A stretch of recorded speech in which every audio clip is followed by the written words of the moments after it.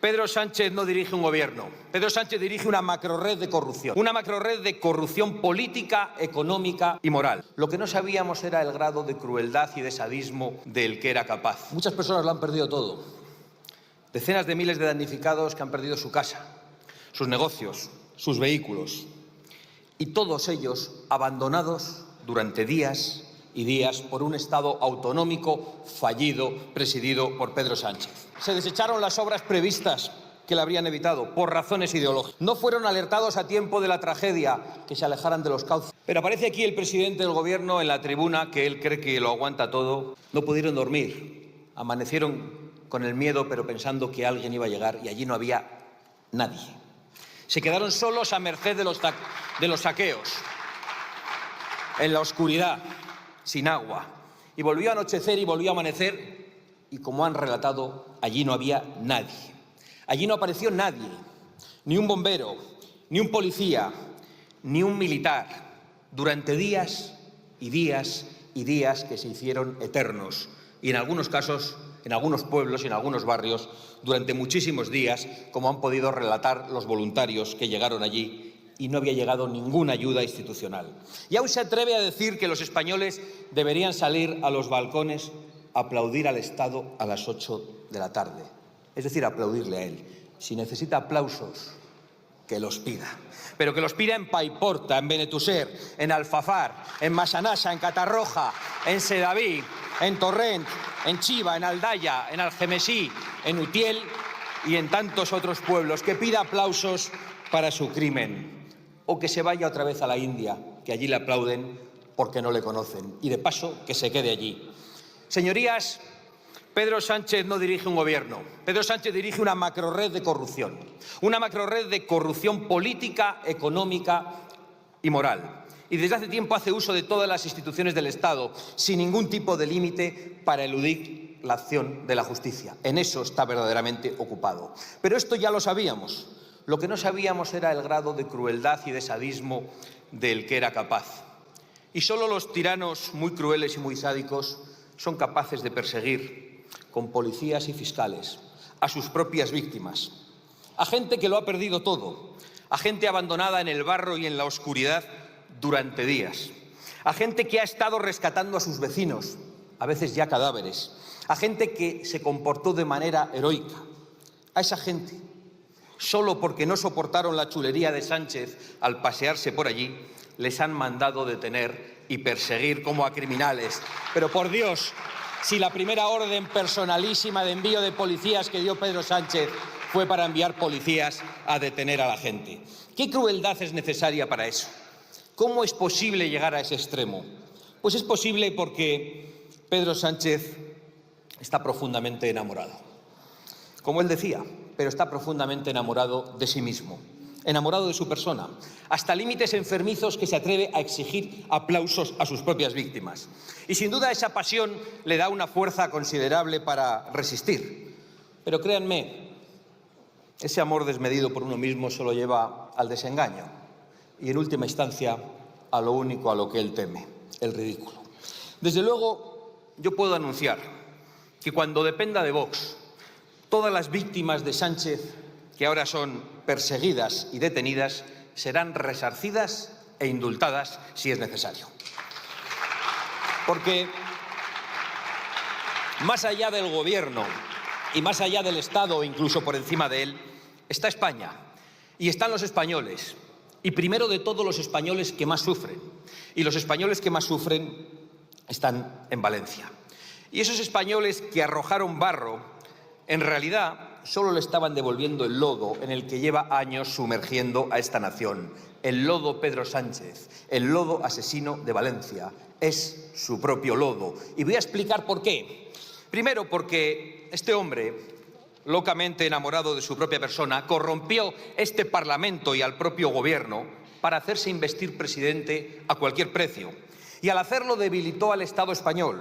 Y al hacerlo dejó al Estado a merced de todos sus enemigos, de los que pretenden resquebrajarlo y dinamitarlo.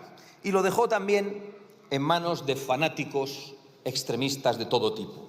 Los fanáticos del género, que han puesto en la calle a 1000 violadores, los fanáticos de la inmigración masiva, que han destruido nuestra seguridad, nuestra identidad y nuestros servicios públicos, los fanáticos de los impuestos abusivos y confiscatorios, que han destruido las clases medias y han acabado con miles y miles de pequeñas y medianas empresas y de autónomos, y los fanáticos de la memoria histórica, que han acabado con la libertad y con la verdad y que han desenterrado muertos para desenterrar odios.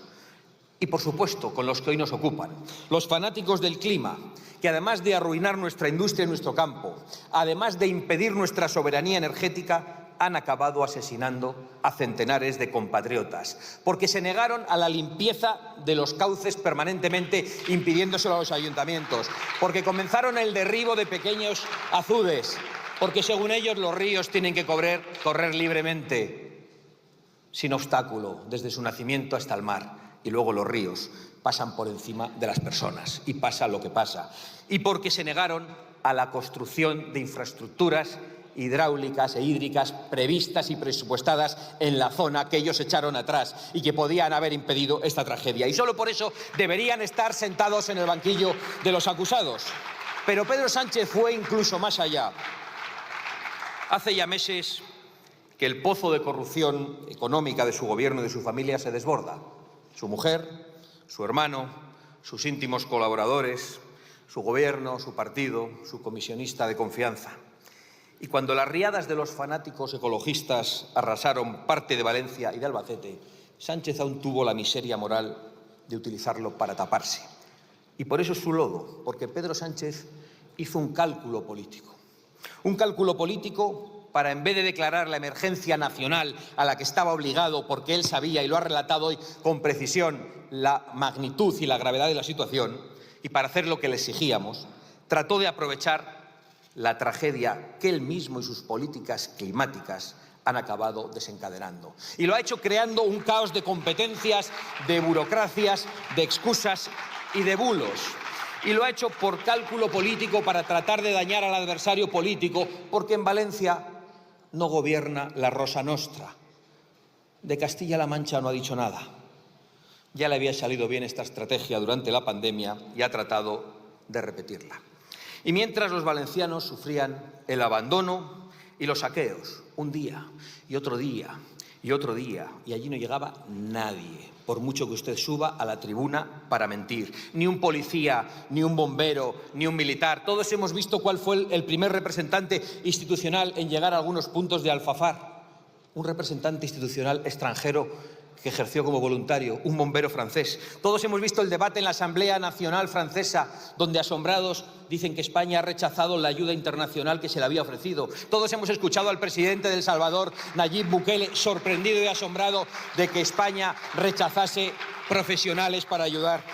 Negó la ayuda militar inmediata por puro cálculo político. Rechazó la ayuda internacional y criminalizó a los voluntarios diciendo que entorpecían, que ya no eran necesarios cuando en algunos sitios aún no había llegado nadie. Y para criminalizarlos utilizó a las ONGs subvencionadas que fueron a sacarse la foto y que le hicieron el caldo gordo.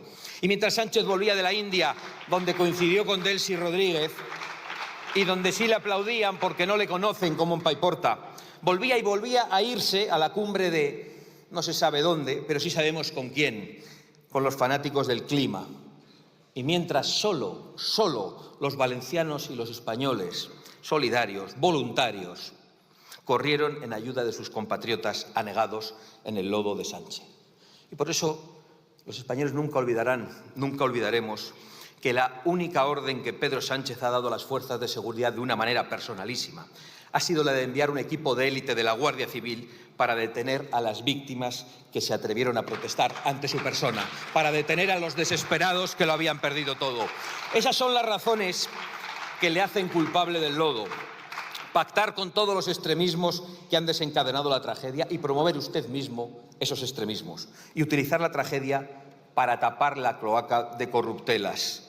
Dinero y asistencia de empleados públicos para su señora, dinero y puestos públicos para su hermano, sin ir a trabajar, dinero para sus ministros y algo de dinero, supongo, si queda, para el partido. Señorías, Pedro Sánchez, en su búnker, cree que solo es necesario resistir. Nos lo dijo ayer en el acto ujetista del bipartidismo.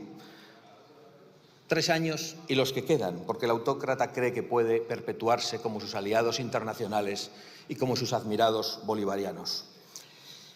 Señor Feijóo, el señor Sánchez es el responsable último de esta tragedia.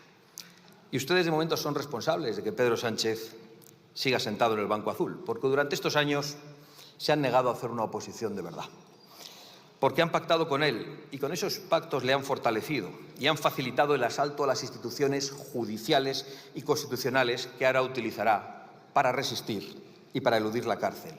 Porque han pactado todo con el PSOE, el Tribunal Constitucional, el Consejo General del Poder Judicial, el Tribunal de Cuentas, las comisiones del Congreso y del Senado, el reparto de menas y de inseguridad en las comunidades autónomas y el Gobierno de Europa, y ahora se hacen cruces de haber traído también ustedes la catástrofe Teresa Rivera.